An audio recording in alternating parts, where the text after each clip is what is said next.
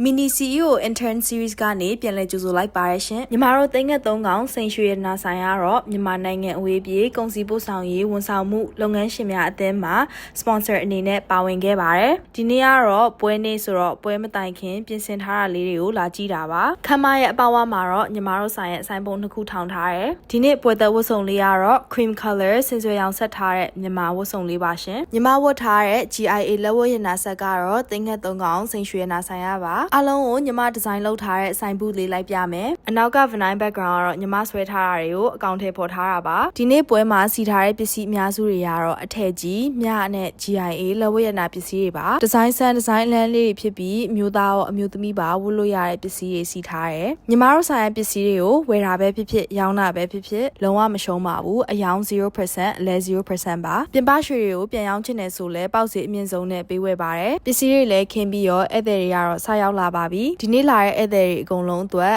စာအိတ်ထဲမှာ surprise gift လေးတစ်ခုပြင်ဆင်ထားတာမလို့အဲ့ဒါကိုဝိုင်းပြီးဝေနေတယ်။အစားတော့ရှက်တာပေါ့နော်။ဒါပေမဲ့လည်း I really try hard to push myself out of my comfort zone ။ဆိုင်ကတော့ဧည့်သည်တွေနဲ့စီနေပါပြီ။ဈေးဥပေါက်သွားပါပြီ။ GIA လက်စွပ်ကြီးကိုအားပေးသွားတဲ့အမကိုလည်းကျေးဇူးတင်ပါတယ်ရှင်။လုံးဝမထင်ထားပဲနဲ့ news channel တစ်ခုကညီမကို interview လုပ်သွားပါတယ်။ပြောရမယ်ဆိုရင်ဘဝမှာဒီလို media အကြီးကနေညီမကို interview လာလုပ်တယ်ဆိုတာပထမအဆုံးအကြိမ်ပါ။အဲ့ဒါကြောင့်မလို့လဲစိတ်လှုပ်ရှားမိရယ်။မေးွားတဲ့ question စီတွေကတခုကတော့ဘာကြောင့်ဒီပွဲမှာ sponsor လုပ်ဖြစ်သွားတာလဲ။ပပကတော့ဒီ association ရဲ့ member တယောက်အဲ့ဒါကြောင့်မလို့ support လာလုပ်ရှင်တဲ့အနေနဲ့ဒီအပွဲလေးမှာ sponsor လုပ်ဖြစ်သွားတာ။စိတ်ကတော့တော်တော်လှုပ်ရှားနေပေမဲ့အကောင်းဆုံးကြိုးစားခဲ့တယ်။အဲ့ဒါလည်းပြီးရောပြီးထင်နေတာ interview နောက်တစ်ခုထပ်ဖြေလိုက်ရပါတယ်။